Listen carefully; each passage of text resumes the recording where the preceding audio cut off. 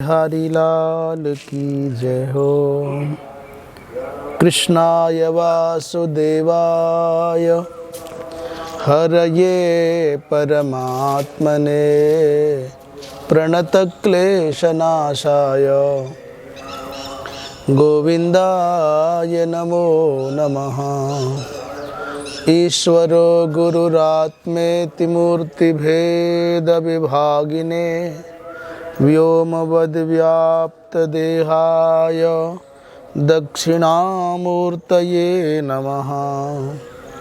शङ्करं शङ्कराचार्यं केशवं बादरायणं सूत्रभाष्यकृतौ वन्दे भगवन्तौ पुनः पुनः। श्री राम जय जय राम, श्री राम जय जय राम, श्री राम जय जय राम, श्री राम जय जय राम, श्री राम जय जय राम, जय जय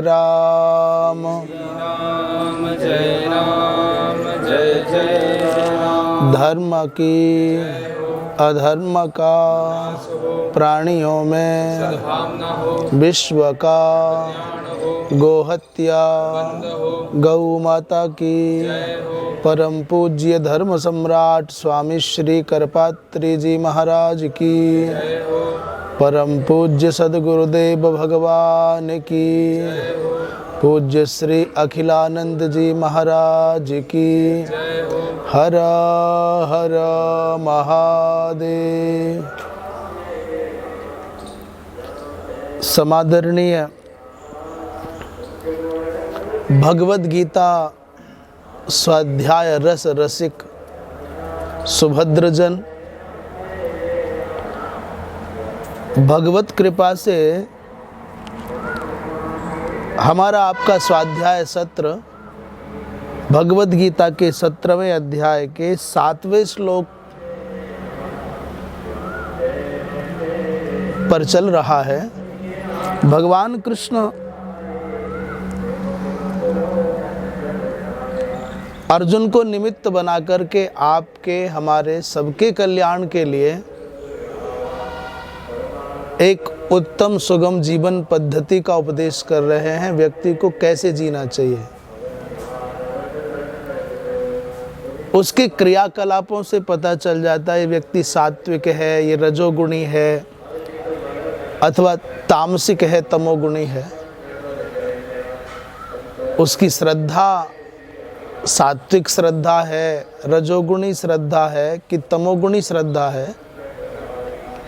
उसका भोजन सात्विक है कि रजोगुणी है कि तमोगुणी है। ये हमको आहार विहार से, आचरण से, उसके भाषण से, उसकी प्रवृत्तियों से पता चल जाएगा। आज भगवान भोजन के विषय में चर्चा कर रहे हैं। उसको भाष्यकार कहते हैं आहाराणाम च रस्य स्निग्धादि वर्गत्रय रूपेण भिन्नानाम यथाक्रमं सात्विक राजस तामस पुरुष प्रियत्व दर्शनम इह क्रियते। भगवान शंकराचार्य ने पिछले पाठ से वर्तमान के पाठ को जोड़ते हुए कहा कि अब भगवान भोजन को 3 भागों में विभक्त करेंगे। रस्य स्निग्धादि वर्गत्रय रूपेण, तो जो सात्विक व्यक्ति है वो कैसा भोजन पसंद करता है, रजोगुणी व्यक्ति कैसा भोजन पसंद करता है, तमोगुणी भोजन कैसा पसंद करता है तमोगुणी व्यक्ति, तो ये उसके भोजन से पता चल जाएगा। और दूसरे का क्या पता लगाना है, अपना पता लगाना है कि मैं कैसा भोजन पसंद करता हूँ, तो मैं कैसी प्रवृत्ति का हूँ। तो वो कहते हैं पुरुष को कैसा प्रिय है उसको यहाँ हम प्रदर्शित करेंगे। मानव से रस्य स्निग्धादिषु आहार विशेषेषु आत्मन प्रीत्यतिरेकेण लिंगेन सात्विकत्वं राजसत्वं तामसत्वं च बुद्ध्वा रजस्तमो लिंगानाम आहाराणाम परिवर्जनार्थम सत्वलिंगानांच उपादानार्थम। कह रहे हैं देखो लिंग से माने चिन्ह से पता चलेगा। जैसा जैसा भोजन वो रुचि पूर्वक करता है, प्रेम पूर्वक करता है, किसी को बहुत घी दूध अच्छा लगता है, किसी को बासी रखा हो तो उसी में बहुत स्वाद आता है, किसी को बदबूदार भोजन बहुत पसंद आता है, और किसी को बहुत तीखा खट्टा बहुत ज़्यादा मीठा पसंद आता है। तो उन लिंगों से, चिन्हों से ये पता चल जाएगा इसमें सात्विकता है कि राजस है कि तामस है। तो रजोगुणी और तमोगुणी भोजन का परित्याग करने के लिए बता रहे हैं यहाँ, उसको छोड़ देना चाहिए और सात्विक भोजन करना चाहिए। उसी प्रकार यज्ञादियों के विषय में भी सत्वादि गुणभेद देखें और रजोगुणी तमोगुणी यज्ञों को जान करके उनके परिहार का उपदेश भगवान करना चाहते हैं। सात्विक अनुष्ठान करना चाहिए, ऐसा पिछले प्रकरण से वर्तमान को जोड़ते हुए भगवान कहते हैं, हे पार्थ, आहारस्तुअपि सर्वस्य त्रिविधो भवति प्रियः यज्ञस्तपस्तथा दानं तेषां भेदमिमं शृणु। आहारस्तुअपि सर्वस्य त्रिविधो भवति प्रियः यज्ञस्तपस्तथा दानं तेषां भेदमिमं शृणु। भगवान कहते हैं, हे पार्थ, आहार भी 3 प्रकार का है सबके लिए। एक घर में 4-5 लोग हैं तो चारों पांचों की रुचि भिन्न भिन्न है। बड़ा वाला वो खावे, छोटा वाला ये खावे, उसने ये अच्छा लगे, इसने ये अच्छा लगे। जिसने कड़ी चावल अच्छा लगे, जिस दिन कड़ी चावल बन जाओ तो कूदा ही कूदा घूमे, और जिसने अच्छा ना लगता वो कह रहे फिर वही बना दी, फिर वही बना दी।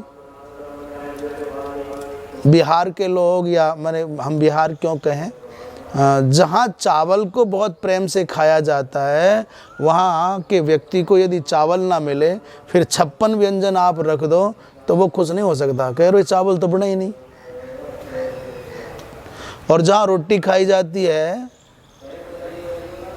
उनको खिचड़ी बना दो, चाहे खीर बना दो, चाहे मिठाइयाँ बना दो, रोटी ना दो तो कह रहे तो रोटी तो मिली नहीं।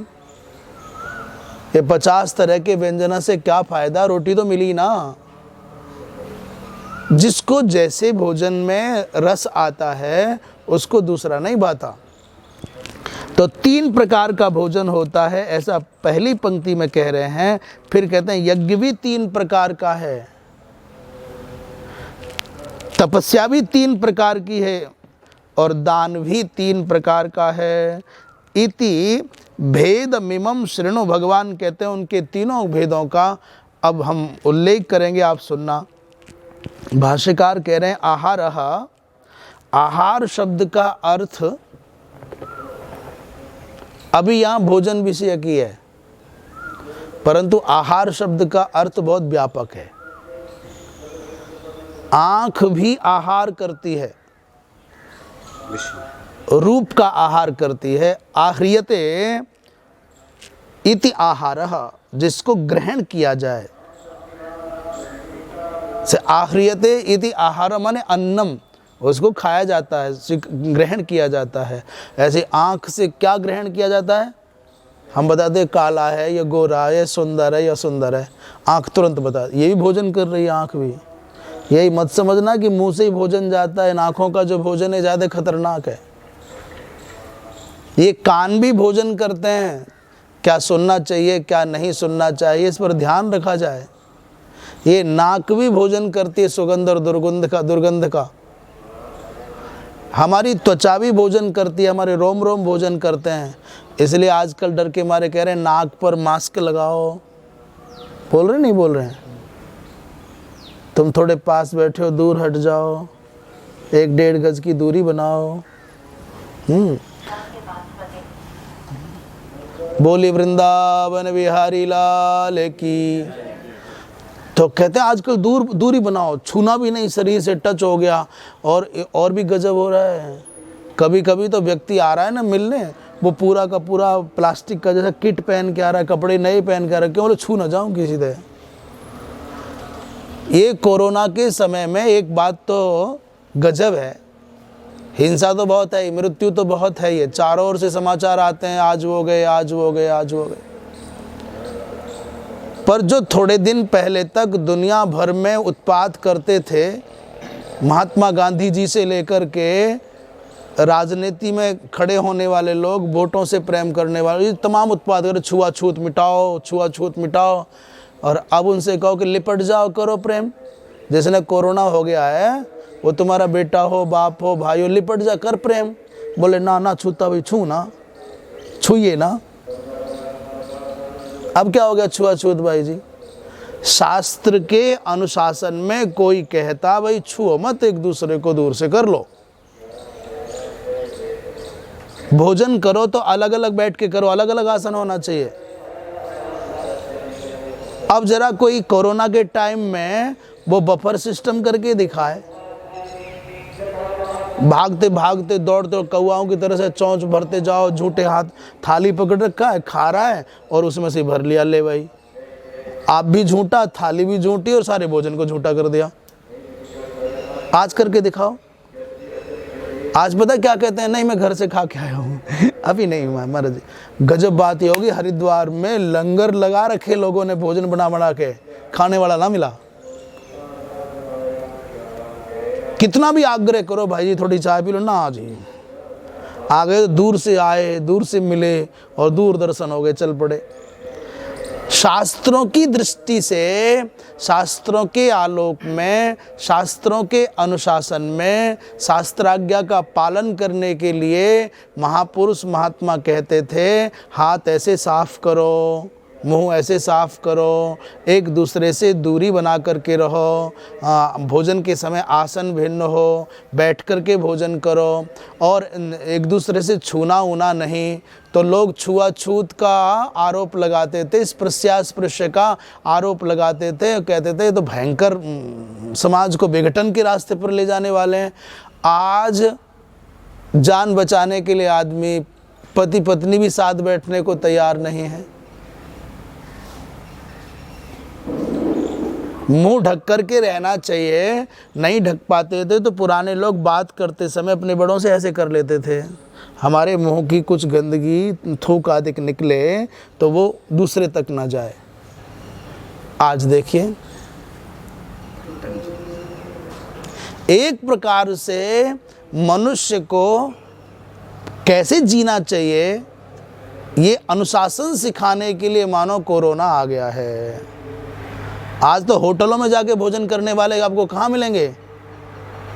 रोज इकट्ठे होकर भोजन करने जाते थे, आज तो बस ये माने एक प्रकार से प्रकृति ने उच्छृंखल हुई मनुष्यता को अनुशासित करने के लिए ये दंड का विधान किया है। जैसे कोई माँ अपने बिगड़े हुए बच्चों को सुधारने के लिए पहले प्रवचन का, उपदेश का, सलाह का, परामर्श का आश्रय लेती है, और जब नहीं मानता तो कानों में ऐंठने लग जाती है, और फिर भी नहीं मानता तो दो चपेटे मारने लग जाती है। हमको तो ऐसा ही लगता है।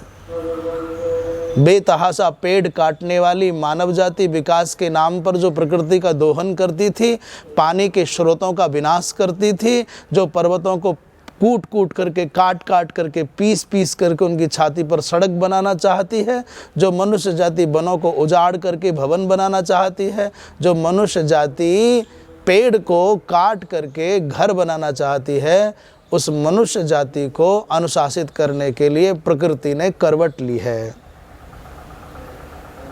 ऑक्सीजन मिलता है पेड़ों से, पेड़ों को बेतहाशा आप काटे चले जाओगे तो फिर क्या होगा? इसलिए आहार का मतलब बड़ा व्यापक हो गया। क्या हमारी इंद्रियों के द्वारा जो हम ले रहे हैं वो भी आहार ही है। यज्ञ क्या होता है? बोले यज्ञ है यज्ञ देवतोद्देशेन द्रव्य त्यागो यज्ञ। ऐसा प्रकरण में आता है कल्प सूत्रों में, यज्ञम व्याख्यास्यामः, हम यज्ञ की व्याख्या करेंगे। उसमें कहते हैं क्या क्या है? बोले द्रव्यम देवता त्यागः, उसमें द्रव्य का, देवता का त्याग का चर्चा होगा। और आगे कहते हैं देवतोद्देशेन द्रव्य त्यागो यज्ञ। देवता को उद्देश्य करके, जैसे अग्नये स्वाहा, अग्नि का मंत्र बोला, अग्नये स्वाहा ऐसा कहा, तो देवता को, अग्निदेव को निमित्त बना करके, उद्देश्य बना करके घृतादि, जो देसी गौ माता का घृत है, देसी गौ माता का जो दूध से निर्मित जो हव्य पदार्थ है, चरु है, उसका हवन कर रहे हैं, उसको त्याग को यज्ञ कहते हैं। तो ऐसे यज्ञ भी 3 प्रकार के होते हैं। और तपस्या क्या है? बोले कायेंद्रिय शोषणम, शरीर को और इंद्रियों का शोषण करना है, जिससे कि वो उच्छृंखल होकर के विषयों के सेवन में प्रवृत्त ना हो। क्या करना पड़ेगा? बोले 1 महीने का व्रत करना है, चांद्रायण व्रत करो, अथवा कृच्छ, तप्त कृच्छ आदि व्रत करो। कुछ भी नहीं कर सकते तो भाई 16 सोमवार करो। ये जो व्रत आदि की प्रक्रिया है, व्रत का मतलब ये नहीं है कि रोटी नहीं खानी बाकी सब खाना है। व्रत वाले दिन आदमी आजकल रोटी चावल दाल नहीं खाता, 3 चीज़ छोड़ता है। दाल को नहीं खाऊंगी, मेरे व्रत है। चावल बोले नहीं, मेरे व्रत है। और रोटी बोले व्रत, फिर हलवा खा सकूं और भी पकौड़ी भी खा सकूं। चाय कॉफ़ी और छाछ की, दूध की तो कोई गिनती नहीं, कितना भी पी सकोगे, व्रत है आज मेरा। और सवेरे से खाना शुरू करे, रात भर खावे जब तक जगता है, रात तक जब तक सोता है तब तक खाता है। और ऊपर से एहसान ये करे, मैं तने दिखे नहीं, मेरा आज व्रत है, मेरा फास्ट है आज, की को नहीं खाऊं। यहाँ क्या क्या खा लेते हैं साहब एकादशी में? बोले आलू छौंक दो, पकौड़ी बना दो। ऐसे तो हरियाणा वालों का व्रत से कुछ लेना देना ना हो। यहाँ के तो पूर्वजी व्रत करके चले गए। जितने महात्मा थे ना, सब सरस्वती के किनारे रहा करे थे, और उन्होंने घना ही व्रत कर लिया। वो दधीची हो, चाहे विश्वामित्र हो, चाहे वशिष्ठ हो, सब यहीं रहते थे और ज़्यादा व्रत कर गए हमारे पूर्वज। उन्होंने कहा बेटा हमने तब कर लिया, अब तुम खाओ जाओ। तो यहाँ का आदमी व्रत के चक्कर में ना पड़ता।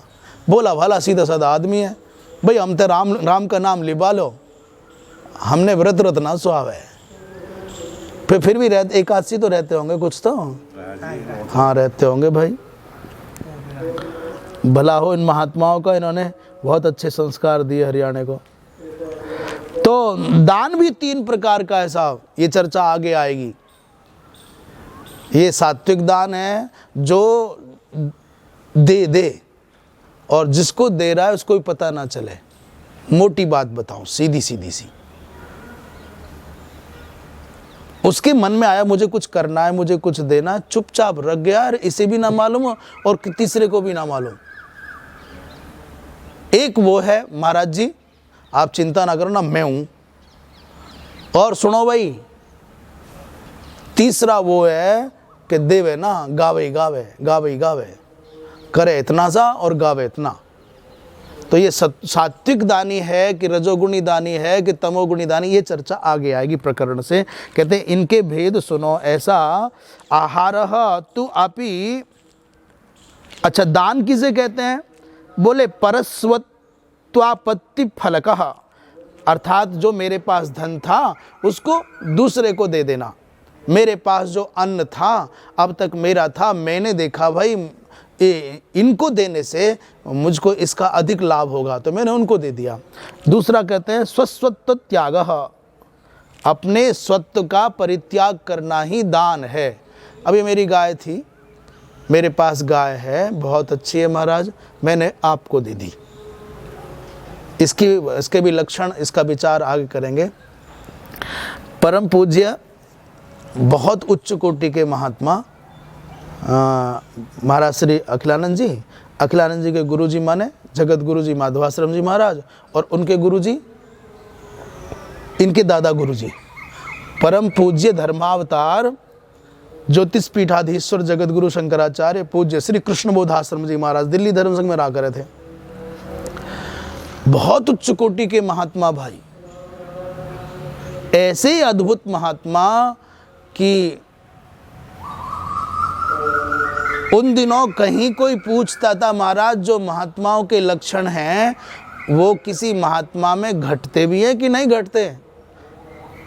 इनमें लिखा है कि ऐसा महात्मा होना चाहिए, ऐसे लक्षण होने चाहिए, ऐसा सदाचारी, ऐसा सुशी, ऐसे तपस्वी। तो बड़े बड़े विद्वान, बड़े बड़े महात्मा कहते थे आज भी भारतवर्ष में किसी को महात्मा के ग्रंथोक्त लक्षण आचरण में देखने हैं तो वो पूज्य कृष्ण बोधाश्रम जी महाराज के दर्शन कर लो। ऐसे महात्मा थे। मिट्टी का करुआ छुटा नहीं, खादी के कपड़े छुटे नहीं, और इतने सरल महात्मा, इतने सरल महात्मा और सिद्ध कोटि के महापुरुष। तो कोई जम्मू कश्मीर का भक्त, उनका बहुत बड़ा सेठ आया, सर्दी के दिन थे, और उनको पश्मीना की चादर उड़ा दी। पश्मीना समझते हो क्या होता है? कहते हैं बहुत सॉफ्ट होती है वो, और बहुत गर्म भी होती है। ऐसे तो मिलावटी आती है, तो असली वाली तो बहुत महंगी होती है और कम ही आती है, पर बहुत ना, पश्मीना सबसे श्रेष्ठ चादर मानी जाती है। उन सेठ जी ने लाके चादर उड़ाई महाराज जी अपने आनंद की मुद्रा में बैठे थे, और अचानक कोई ब्राह्मण देवता महात्मा जी के पास आ गए। उन्होंने कहा महाराज जी मुझे तो चादर की जरूरत थी। तो उन्होंने अपने उतार करके चादर ब्राह्मण देवता को दे दी। जिसने दी वो खड़ा हो गया, उठ के रूस गया। हे महाराज मैं तुम्हारे लिए लाया। इसने क्यों दो? मैं इसने दूसरी हल्की वाली चादर मंगा के दे दूं, ये चादर आप ओढ़ो। तो महाराज जी ने मंद मंद मुस्कुराहट के साथ में कहा कि तुमने दे दी कि भी तुम्हारे पास ही है? कि दे दी मैंने तो आपको दे दी, पर दे दी तो अब क्यों परेशान हो रहा है? भाई देने के बाद में अब तेरे पेट में दर्द क्यों है? मैं ओढ़ूं या उठाऊं? मैं रखूं या रखाऊं? तुम मेरे पास में गाजर लेकर के आए, भैया अकेला लेके आए, कितने खावेगा? कोई तो बांटेगा ही। पर तुम देने के बाद में तुम्हारे मन में विचार रह गया कि मेरी वस्तु है, देखो ये जो ओढ़ रहे हैं ना, ये मैंने दी है। तो फिर अभी दी नहीं है भाई जी आपने, शरीर से छुटी अंदर बैठी है। वो नहीं माना भला आदमी, बोले जी बाता में नहीं आता, आप तो ओढ़ो इसने। महात्मा जी ने, महाराज श्री जी ने अपने शिष्य से कहा, बोले इकट्ठा कर, ठीक से तय बना, और जो कि तो लिफाफे में रख दे। रख दी और उठा के दे दे इसने। बोले छुट्टी ना इससे अभी, भाई ले जा, और जब तेरी मोह ममता मर जाए उस दिन लेके आ जाना यहाँ। चरणों में लेट गया महाराज। बहुत मन से, बहुत दिनों से एक साथी कि आपको कोई वस्त्र उड़ाऊं और आप उस वस्त्र को ओढ़ें तो मेरी आत्मा प्रसन्न होगी, इस भाव से मैंने आग्रह करके कहा, ऐसी कोई बात नहीं है। तो महात्मा जी ने कहा कि महाराज जी ने, महाराज श्री जगत गुरु जी महाराज ने कहा तो फिर मेरी हो जाने के बाद में मैं कुछ भी प्रयोग करूं, ओढ़ूं या उड़ाऊं, ये सोच के देना। उन्होंने कहा हाँ महाराज जो करो आप। सर माथे उन्होंने जो की तो उठा करके फिर उस ब्राह्मण को दे दी। भाई अब तेरी हो गई तो ले जा। देने के बाद में जो गाना है, ये जो प्रदर्शन है, इससे कोई हानि बड़ी नहीं है। इससे हानि ये है कि तुम्हारा जो किया गया पुण्य है, सत्कर्म है, वो बराबर हो जाता है। लोग प्रशंसा कर लेते हैं, भाई इन्होंने ये कर दिया, भाई इन्होंने भंडारा कर दिया, भाई इन्होंने कर दिया, वो प्रशंसा में पुण्य खत्म हो जाता है। अच्छा एक बात बताओ, खेती किसानी के बारे में सब जानते हैं? गेहूं बीजा, कभी कणक बीजा, तो जो गेहूं का दाना खेत में ऊपर रह गया वो उगता है कि नहीं उगता है? नहीं, जैसे जमीन के अंदर जो गया वो तो उगता ही होगा, पर जो ऊपर पड़े रह जाते हैं कुछ बीज, मेरी बात समझ में आई? कुछ क्या कह दिया मैंने? जो कर्म गोपनीय रूप से होगा वो बहुत फलदायक होगा। जैसे गेहूं का एक दाना, मैं समझता हूं कम से भी कम एक दाना कितने दाने दे देता है? 50। एक बाली में 50 लग जाता होगा। 30-32 तो लग जाएंगे। हाँ, जितना भी लगता माने समझ लो आप ऐसे। बाजरे वाड़े में घने लगते होंगे, 100 लग जाते होंगे बाजरे में तो। ज़्यादा लग जाएंगे। हाँ ठीक है, तो मान लो, कल्पना कर लो, और वो बीज ऊपर पड़ा रह गया, फिर उससे ले लो तुम एक भी, वो तो गया ही गया, और आने वाले की जो संभावना है उसे खत्म हो गया। चाहे वो चिड़िया चुग जाए, चाहे सूरज के ताप में जल जाए, या हवा सुखा जाए या गल जाए, पर जो बीज अंदर नहीं जाता वो फसल नहीं दे सकता। जो कर्म तुम्हारा चर्चा में आ गया, इसलिए पहले के लोग कहा करते थे, कोई गलत कर्म हो गया हो, कोई गलत काम हो गया हो, तो भाई उसकी चर्चा कर लो 4 आदमियों में। वो बदनामी कर देंगे, गा देंगे, तुम्हारी निंदा करेंगे, तुम्हारी बुराई होगी, तुम्हारा अपयश होगा, तुम्हारा पाप कट जाएगा। पुण्य कर्म की चर्चा नहीं करना, क्योंकि पुण्य कर्म बाहर रह गया तो वो भी खत्म हो जाएगा। इसलिए दान करे तो अत्यंत गोपनीय भाव से करना चाहिए। गाओ मत, अपनी मर्जी से दुनिया गावे तो गावे, तुम सुनो ही ना। ऐसा कहा करते थे पुराने लोग कि दाएं हाथ से कर रहे हो तो बाएं को पता ना चले। अभी जमाना उलट हो गया भाई। तो कहते हैं इस प्रकार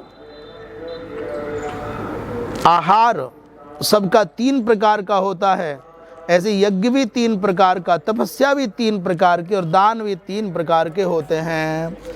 आज भोजन के बारे में बता रहे हैं, सात्विक लोगों का भोजन कैसा होता है, सत्व गुण युक्त भोजन कैसा होता है, इस पर विचार चल रहा है। 8वें श्लोक में भगवान कहते हैं, हे पार्थ, आयु सत्वबलारोग्य सुख प्रीति विवर्धना रस्याः स्निग्धाः स्थिरा हृदया आहाराः सात्विक प्रियाः। आयुः सत्वबलारोग्य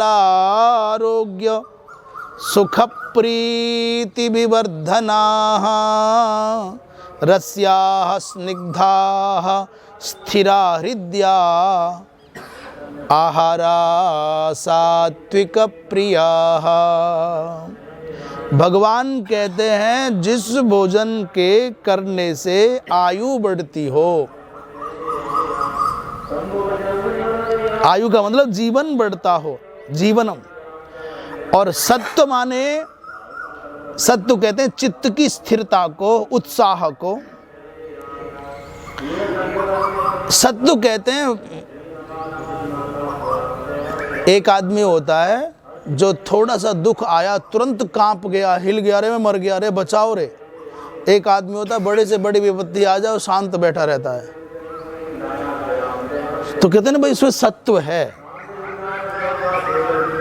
बड़े से बड़े बलवती दुखेपी निर्विकारत्वा पादकम, भारी से भारी विपत्ति आने पर भी जिसमें कोई विकार ना आवे उसे कहते हैं सत्ववान। थोड़ा सा संकट आवे और खेल जाए वो सत्ववान नहीं है। तो सत्व का मतलब है भारी से भारी संकट आने पर भी जिसमें कोई विकलता ना हो। और बल क्या है, बोले कार्य और कारण के सामर्थ्य को बल कहते हैं। बल शारीरिक बल भी होता है, शक्ति को भी कहते हैं। और आरोग्य माने, आरोग्य का मतलब है ऐसा भोजन हो जो कोई बीमारी को देने वाला ना हो।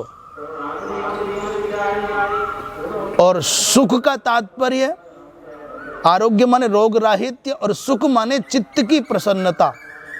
भोजन करते ही अंतर्मन खिल उठे, आनंद से भर जाए। और प्रीति का मतलब है अभिरुचि, भोजन को देख के ही प्रीति होने लग जाए। भोजन कर लेने के बाद जो आह्लाद होता है, आह्लादजन्य तृप्ति होती है, उसको प्रीति कहते हैं।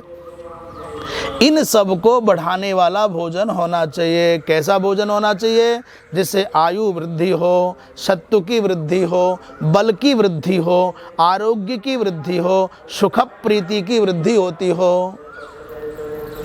आयु च सत्वंच बलंच आरोग्यंच सुखंच प्रीतिश्च तासाम विवर्धनाः। इन सबको बढ़ाने वाला भोजन होना चाहिए। माता का भोजन में दूध अवश्य हो, देसी, ये जर्सी नहीं भाई जी। ये जो विदेशी है या दोगली गाय है उसका दूध वो गुणवत्ता वाला ना, विशुद्ध भारतीय नस्ल की, भारतीय विशुद्ध भारतीय जीन की, जैसे वेद लक्षणा गौ कहते हैं, विशुद्ध, जिसका जिसका जिसका लक्षण महाभाष्यकार ने किया है, जिसका लक्षण वेदों ने गाया है, जिसकी पहचान वेद बता रहे हैं। देखो एक बात बता मैं महाराज जी, हमारे समग्र विश्वास का आधार वेद है, हमारी संस्कृति का आधार वेद है, हमारे सदाचार का आधार वेद है, हमारी एक एक क्रिया का आधार वेद है। वेद जिसका अनुमोदन करे उस कार्य को करना चाहिए। अभी गाय के मामले में देख लो ना, किसी को मालूम ही नहीं कैसे बनती है, कहाँ से आती है, बस दूध ज़्यादा देती है, दूध देने की मशीन है, ले आ जर्सी गाय। और आज का इंसान, भारतीय इंसान, भारतीय मनुष्य, इसकी बुद्धि तो ऐसी खराब हुई है, ऐसी खराब हुई है, एक कुत्ता भी पालना चाहे तो विदेशी लाना चाहे, विदेशी गाय लाना चाहे, विदेशी कुत्ता पालना चाहे, विदेशी कपड़े पहनना चाहे, विदेशी जीवन जीना चाहे, विदेशी भोजन करना चाहे।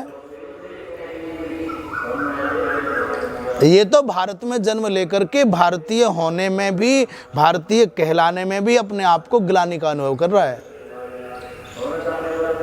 जिस देश में, जिस प्रकृति में जहां आप रहते हो, आप उसके अनुसार नहीं जियोगे तो फिर आप मृत्यु के मुख में जल्दी जाओगे। दुख इस बात का है, पहले गाय घर के आंगन में अंदर रहती थी और कुत्ता दरवाजे पर रहा करे थे, पालने नहीं पड़ते थे, रहते ही थे। और दुख इस बात का है, गाय आज दरवाजे पर भी नहीं और कुत्ता अंदर घुस गया। कहां तक घुस गया कुत्ता? सोने वाली जगह तक पहुंच गया, बेडरूम तक पहुंच गया। अपने बच्चों को खिलाने के लिए, बड़े बड़े धनिक लोगों के यहाँ बच्चों को खिलाने के लिए आया आती है, और जिसके बच्चों को खिलाने के लिए आया आती है उसका बच्चा हाथ से गया, आया और गया, उस हाथ में नहीं रहता फिर। और कुत्ते को मैडम खुद ही खिला रही है। ऐसे भी दृश्य देखने में आते हैं कि बच्चों के लालन पालन के लिए कौन आती है? आया, और कुत्ते को मैडम खुद ही खिला रही है, उसे नहलाती है, धुलाती है, गोद खिलाती है, भोजन कराती है। ऐसा भी समय आ गया है। तो जिस गाय को घर की शोभा होना चाहिए था, अंदर होनी चाहिए थी, वो हमारी गाय दरवाजे पर भी न रही। ऐसे चाहते हैं भगवान मिल जाए। जिन भगवान कृष्ण को गोविंद कहा जाता है, जिन भगवान कृष्ण ने गौ की सेवा की, गौ चराई, गौ का पालन किया, गोपाल कहलाए, उन गायों की, गोपों की रक्षा के लिए जिन्होंने गोवर्धन तक उठाना पड़ा तो पर्वत उठाए। लोग ऐसा तेने कौन सा पहाड़ उठा रखा है? भगवान ने कहा मैंने गाय रखाने के लिए पहाड़ उठाया है। और आज उन भगवान के, गोपाल के, गोविंद के, कृष्ण के भक्त बनने का हम दावा करते हैं और गाय हमारे घर में नहीं है तो जर्सी है। और हम ये बार बार जो जर्सी कर रहे हैं तुम्हें सुनाने के लिए कर रहे हैं। जहां जहां जर्सी हो गाय, वहां से जल्दी विदा करो और देसी भारतीय नस्ल की वेद लक्षणा गौ माता लाओ, जिनके दर्शन का भी पुण्य है, जिनके स्पर्श का भी पुण्य है, जिनके श्वास को सूंघने का भी पुण्य है, जिनके गोमूत्र में भी तीर्थ है। इसलिए ऐसा भोजन होना चाहिए, कैसा बोले, रसयुक्त भोजन होना चाहिए। स्निग्ध माने जैसे घृतादि के ऐसे दिव्य पदार्थ भोजन में होने चाहिए। स्थिर माने जिनका प्रभाव स्थिर हो। हृदय माने जो हृदय को मनोरम लगते हो, ऐसा भोजन होना चाहिए। ऐसा भोजन सात्विक प्रियाः, सात्विक प्राणियों को ऐसा भोजन अच्छा लगता है।